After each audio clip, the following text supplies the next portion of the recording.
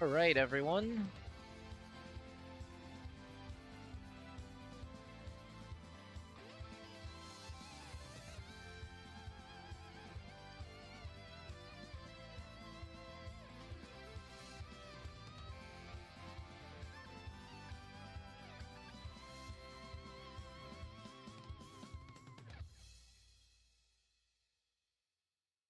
All right, who's ready to discuss monsterlings?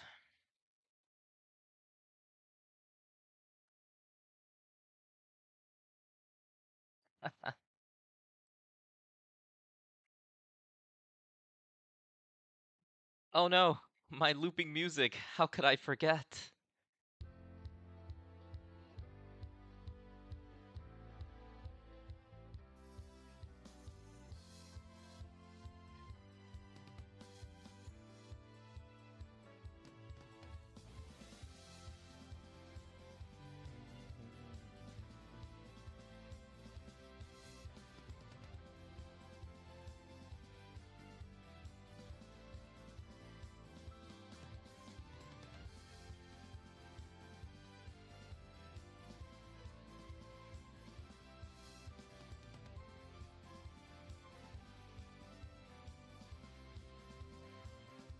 All right, give me like 5 minutes. I'm gonna go grab like something to drink and use the restroom real quick.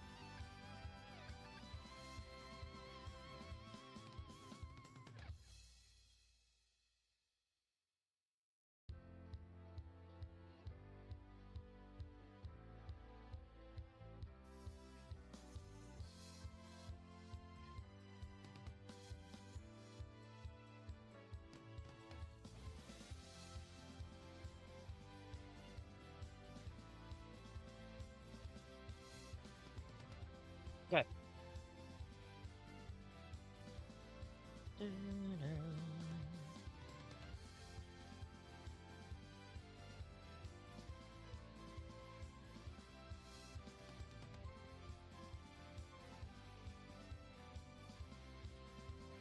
All right. By now, I think everyone who would be interested in this have already shown up. So I think I'm gonna just start it. Uh, we're gonna do this. Let me go find that announcement. It was like up here somewhere, right?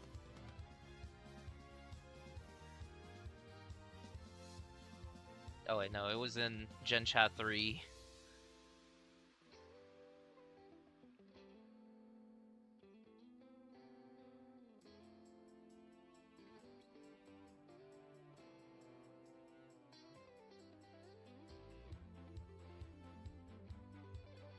All right, so I want to start off by going over what the purpose of this video will be, and it is just this announcement. So they basically said that those dumbasses over in development did not foresee that their rank debuffs were stacking. What? How do you even play your own game? Do you test your own stuff as you write them? This sounds like the mistake of a programmer who like programs like 7 different functions and an entire like main and then just like hit run without like checking every step to see if everything compiles, and then nothing works and they're like, oh my god, what do I do, where did I go wrong? Like that's what the vibes give me. Anyways, so these dumbass programmers didn't realize that their shit were stacking. Now, the first thing that comes to mind when I see this is that there's a very good chance that the Koreans are gonna get mad at this. Legend has it that the Koreans got really mad because a lot of them didn't read the effect of Fiend and invested in Fiend without reading, and were like, I wasted all my Puries making Fiends when I didn't read the effect. So there's a very good chance that they're all gonna get fucking mad at this, cause like they get mad at everything. In which case, if they get mad enough, there's a good chance that they will leave this bug as a feature. So I'm not even sure if like this will actually go through, and it seems like they don't know if it's gonna go through or not either. But hopefully it doesn't. But I bring news that even if it does go through, it won't change that much. So below here, I have made teams for every element, what I think is like the best team right now for every element effectively, and what their monsterling loadouts would basically look like. Um, the main effect that this brings is we no longer have the ability to stack Rainbow Amon for like 30% crit rate. What? How much was it? It was like 27.5 or something. Instead, we probably would have to resort to Ice Fist Dude, which in tandem with Amon would give 22% crit rate, which is not bad at all. That's like a purple Amon plus a yellow Amon. And what that would total to is 80% crit rate, which is not bad, honestly. Like, if they were to expand the crit rate cap, I would expect it to go up to 85 and maybe 90 or 95. Based on the way that they like quoted it in their like notes about trying to expand crit cap, it seems like they didn't want to just fully remove the crit cap. So if they expand it to 80 or 85, that means that Ice Fist Dude basically has us covered and we don't really have to build crit. And the next thing we're going to say here is that we're going to assume that our characters have a field time of 15 seconds, which is the normal amount of field time when we, like, just fight the boss. I don't know how it's... What am I saying here? Basically that means that a lot of links will not be as strong as they should be. So, like, Golgak is a 6.5 second field time thing, so that lasts, like, less than a half of what a field time would be. But like that also means that we want to put our Golgak rank on someone who can actually do the thing. So like that leaves us with a couple of things, right? The main problem with this, I think, would just be the existence of Yanhua. So Yanhua is capable of using both of the good support ranks by herself with 100% uptime, Golgak and Amon, which frees up these mons for use for like more space on the other characters to put like more specific self-boosting things. Let me think. What do I want to go? Let's go over Fire real quick. So Fire, of the best Fire team right now looks like this. Mina will be holding Duo Zinni for obvious reasons. and Scar for obvious reasons. These are good mons. And then Ice Fist Dude for self-buffing 11% crit rate. Why do I put 11% crit rate here?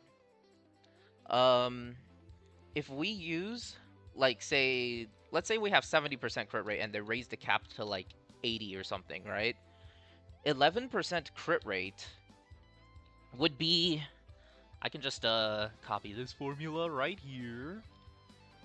Uh oh no, it's already down here. 11% crit rate is like a 15% damage bonus because of how big our crit damage booster is.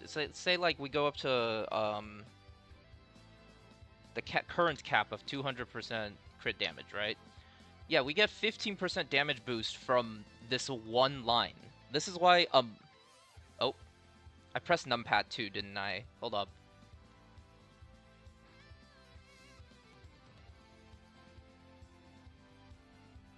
Alright, we're back. So 11% crit rate gives a 15% damage buff if we don't cap our crit rate. Crit rate is the strongest stat from monsterlings, like monsterling ranks, as long as we don't cap it. Which is why I think we should be using Amon and what's his face? Ice Fist Dude to the best of our abilities.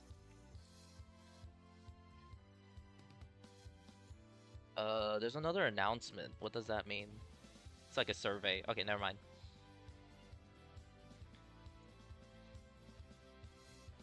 So every single version of a crit rate buff from Monsterlings is the best. Now, another reason why we want to get our crit rate from monster ranks instead of traits is that 11% crit rate is equivalent to more than 2 traits. One rank equaling 2 traits is like unheard of in ranks. The only like the only thing that would come close is like Moonshadow Loop's 11% resistance shred, and even that like or like Duo Zinni's 11% shred as well, but even that does not come close to getting 15% damage boost from a trait. Why would I build like I don't know 6%? What is White Wraith? I think his name is. Yeah, White Wraith gives you 6% fire damage. Why would you build like less than a fire damage trait on your rank when you only get 3 ranks, while like other mons get 2 different, like effectively more than 2 different traits built into one rank. So that's why like if they implement these changes, Ice Fist Dude will be the like definitive best in slot mon on every single like main DPS. I think fire is pretty much solved. It will always just look like this. With one open slot for Francis to do whatever the fuck she wants. Uh, yeah. There's not really any wiggle room here. This is just what fire will look like. Now, if you... I don't know how to say it. Say you built a Golgak or an Amon already, and you're like, I really want to use that thing. I don't want to put it on my Yanhua. Then I think it's perfectly valid for you to put like Golgak or Amon in place of Scar. Um, one like Scar, his trait is like a 6 to 7% damage bonus. So you're effectively trading 6% damage to get your well-built big monsterling plus slightly better consistency, I guess, if you can even call it that. More consistent uptime on these 2 mons, which is honestly a good trade. Like, I would... Can I just move these to the side? I'm just gonna move them all the way over there. Shit. Hold on. Get this fucking bongo cat out of here.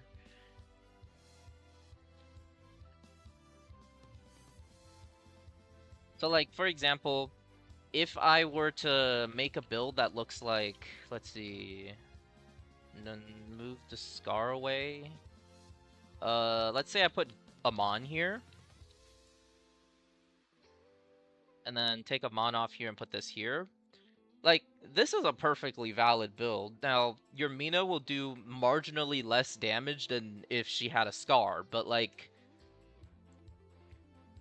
you know, you have confidence that you always have Amon active. You're never being like, did Yanhua like slack or something? No, you will always have your thing active. So like, this might just give you confidence and whatever.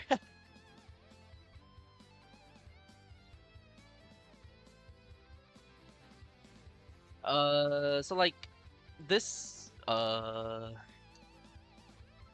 you can totally still use it. Like, we're still looking at the exact same monsterlings, just with a Ice Fist dudes kind of snuggled in there. So we're still using the same mons. You haven't wasted any of your building stuff. Now let's move on. Lightning. So Lightning, I opted to put Golgak on the Lightning DPS as their link because Golgak's link does give Lightning Shred for 6.5 seconds, and it's just generally a good mon.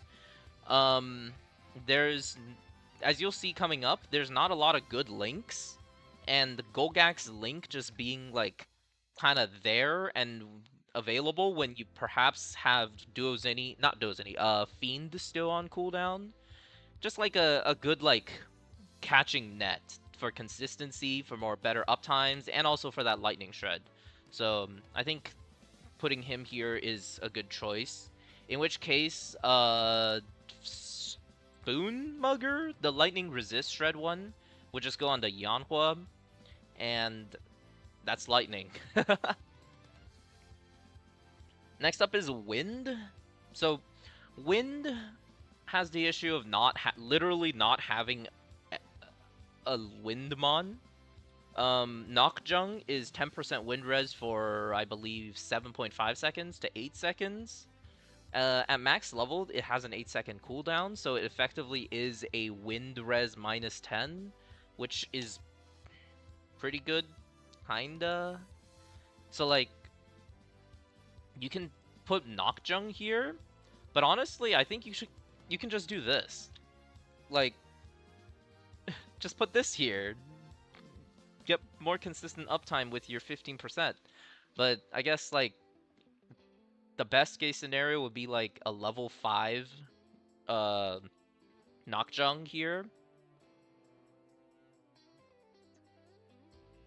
And call it a day. If your Nokjung is not level 5, don't even bother. Just put fucking Golgak there. Next up is Earth. So Earth has access to a number of good mons in Kustos, in Swamp Odong, and is that it? Maple Odong. And I am going to opt to put, I guess, Swamp Maple Odon's uptime is really bad. It's like 7 seconds or something, maybe even 6.5. So I don't feel comfortable putting it as the link, which is why I put Swamp Odong here as the link. But I guess I could put Maple Odong there. Or put Kustos there. Kustos lasts 5 seconds, right, team? Let me check. Kustos. 5 seconds. Okay, that means Kustos has to go here. There's no other option. Which means that we have to move Swamp Odong over to... Where am I going? Like here? And then Kustos is gone from here.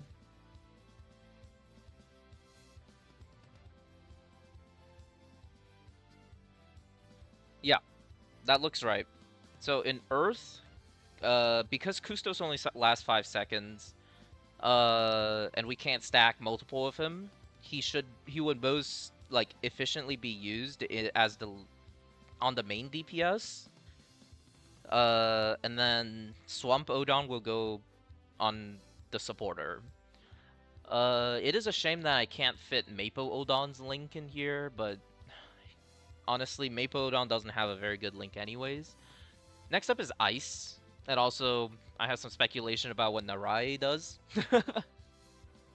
So Ice has access to Moonshadow Loop, and I don't believe anything else. Let's go take a look, shall we?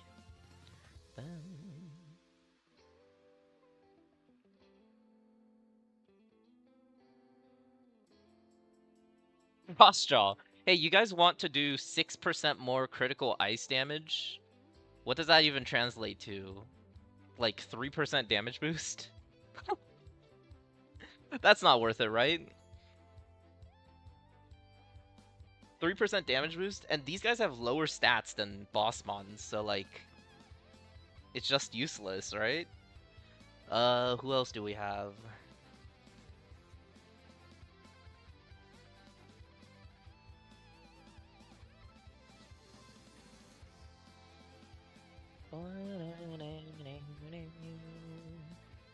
Ice damage against staggered boss enemies? That's not great either. Ice damage against 8% damage against staggered boss enemies. Uh,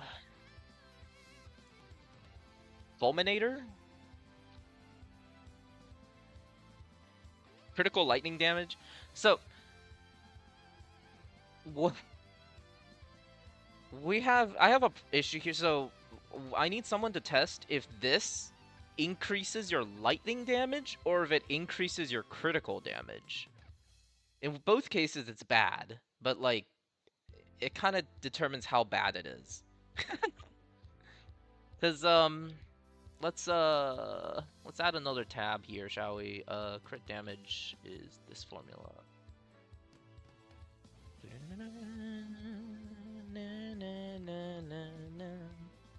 Because if it gives like 8 crit damage,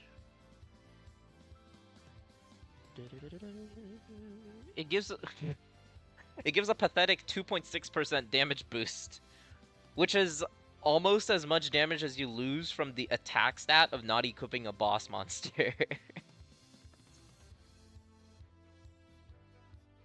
And if it's lightning damage, most of the lightning characters give themselves a lot of lightning damage, so still suffer from like stat saturation. So say like you have element. What's a reasonable amount of lightning damage given to oneself? Like, what does Penny Sig give? Like 35% or something? Let's just put it at 40%. I feel like it's a reasonable number. So if we take uh let's say 8% light element, this would just equal what the hell am I doing? Give me a parentheses, 100 plus that plus 8 divided by 100 plus B6.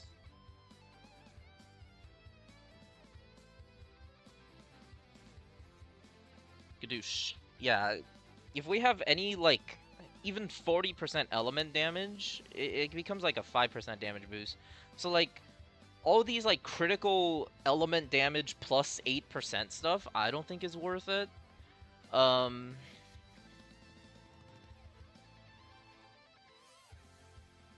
So for Ice, I don't think Ice has any other options. Uh, like, this is fucking 6% ice damage. That's pathetic. 8% ice damage is still not great. So, like, yeah, there's not really any other options. In which case, Moonshadow Loop lasts around 10 seconds. And gives the biggest boost out of all of these monsterlings, except Amon. So, would it be more optimal to do like this?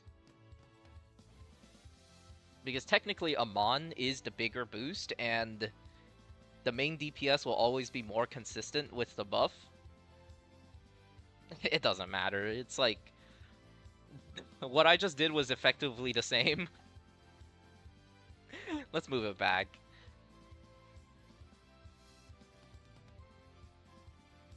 Um,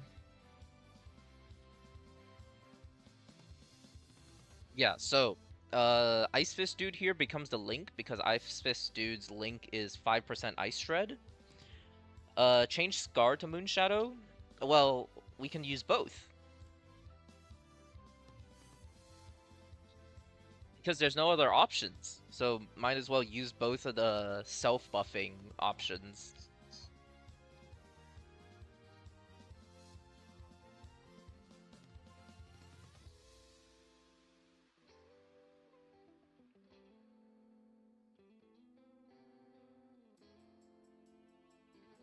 Never mind, right? No options. So yeah, um,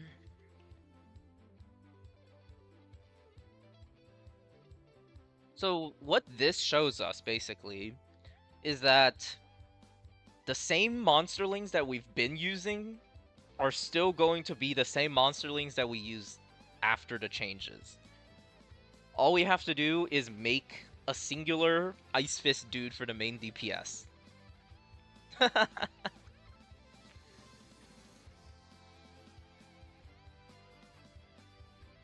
um, let me think. Is there anything that I missed?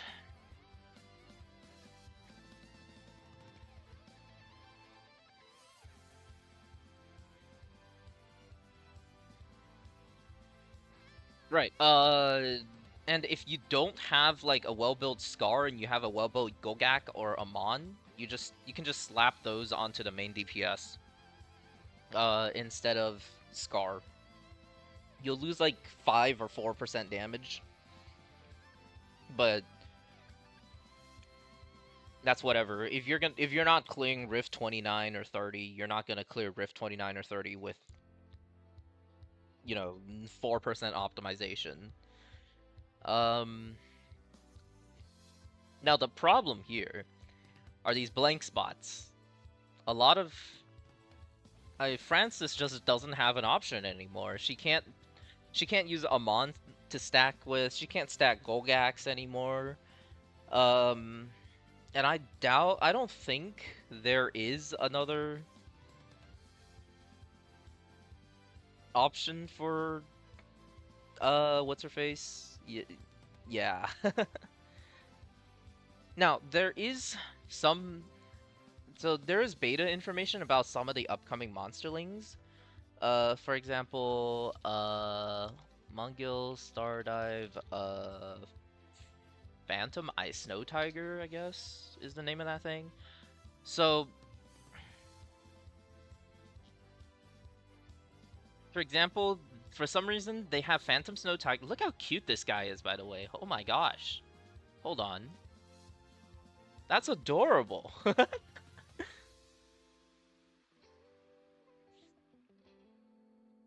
So, uh, apparently, they have ideas that Phantom Snow Tiger is going to be suppression damage plus 8% for 5 seconds on using a switch skill.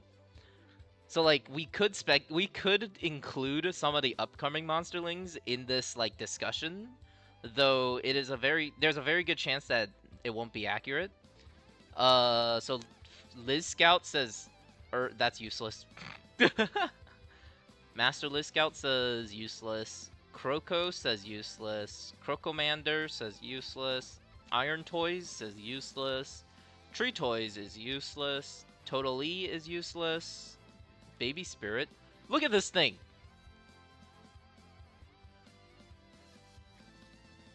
It's useless. Chipmunk Spirit. Useless. Wind Spirit. That's kind of spooky. That's useless. Grudge Spirit.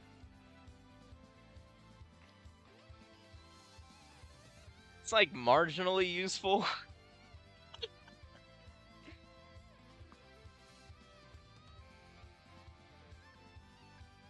Grudge Revenant, it's the same thing as a Grudge Spirit. Liz Archer, useless. Sun Liz Archer, useless. Sunek, useless. Su Hua, useless. Bunny Swordsman, that's pretty useless. Phantom Snow Tiger is pretty bad. So if yeah, so like crit damage 11% on using a special ice skill. Let's see what that translates to, shall we?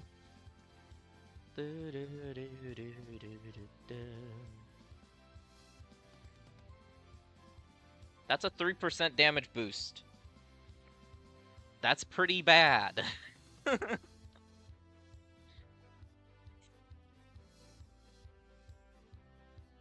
Now this is good. Maybe. So like there's a good chance that when this comes around, we could get Blue Shadow or something, which could replace Moon Shadow Loop as the main DPS option. But yeah, for the most part, generally, like, it seems pretty set in stone what we're trying to do here.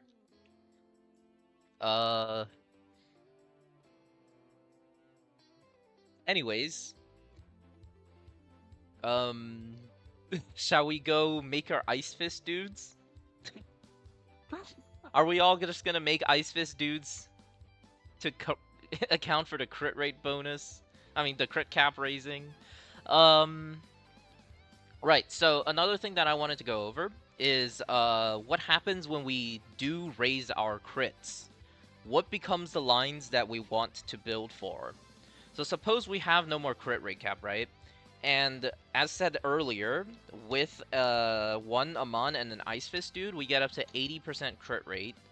And suppose we are at, like, say 200 crit damage. And these are pretty reasonable stats. One stat from the cap. So like, let's... So say you have basically one more line that you can give your monsterling. What would be the best line to put on it? And from this, weak and crit rate are like about equal in terms of power. Where crit rate wins out over weak just a tiny little bit. So what this implies is that any amount of crit rate that you build, as long as you're not hitting the cap, will be good crit rate to have. Now, this is easiest to do on characters that don't have any need for CDR. But if you are playing a character that uses CDR, for example, Low Awakening Mina or Cloud or Sarah, who else is the Benjamin? All of these guys that really need their CDR, you're looking at having to kind of juggle between the 3 good stat lines, and that's what this is. If you say you have a crit damage sig, like say Mina's sig, right? And you're looking at what kind of monsterling builds you want to go for. If you build boss, element weak, attack, and cooldown reduction, you're on all of your monsterlings across the board, you will do 70% more damage. If you build boss, element weak, and crit rate, and cooldown reduction, you get 71% more damage. If you build boss, weak, and crit damage, assuming we don't have a crit damage cap, we do 74% more damage. Etc. So, the takeaway message here is that when you are, I guess, how should I say this? When you're making your monsterlings, you have a choice. You either want to make it so that you can use those monsterlings against any target, or you optimize it for fighting against element weak. And I would go for the latter. I see no reason for you to be like, I really want to shove my A2 Mina into Ice Rift and hope she does something, right? Like, just play Cloud, dude. Cloud can clear Rift 26. He can probably clear Rift 29, dude. Just play Cloud. So, in that sense, like, there's not really any use for you to shove off element DPS into on element, like, into off element rifts or anything. So I would prioritize building weakness damage over like crit rate or crit damage and stuff. So if they increase the crit caps, I am going to go for like this, where I build boss, weak, and crit damage on everything. Um, for my own sanity, I think it is a good idea to invest a little bit in crit rate. I don't like it when my Sarah skill doesn't crit, and it's mostly applicable on like single big hitter like characters. If you whiff like 2 or 3 crits in a row, you're like, damn, I have to reset because I don't have enough DPS now. And this is a like common knowledge thing in like say Terraria, where the weaker the enemy is, the better crit rate becomes. Because having crit rate will reduce the amount of hits it takes to kill small monsters drastically. Um, so having crit rate is more beneficial than what like this direct comparison might be. So my recommendation there, and also like what I would probably go for, if they fully remove crit caps, is to uh, build up to the crit cap and then dump the rest of the points into crit damage. I think that's it. Uh, if you have a crit rate sig like Gabby, putting on an Ice Fist dude and an Amon just gets you to the crit cap in like instantly. So there's never any use to build crit rate. Just build crit damage, you will profit.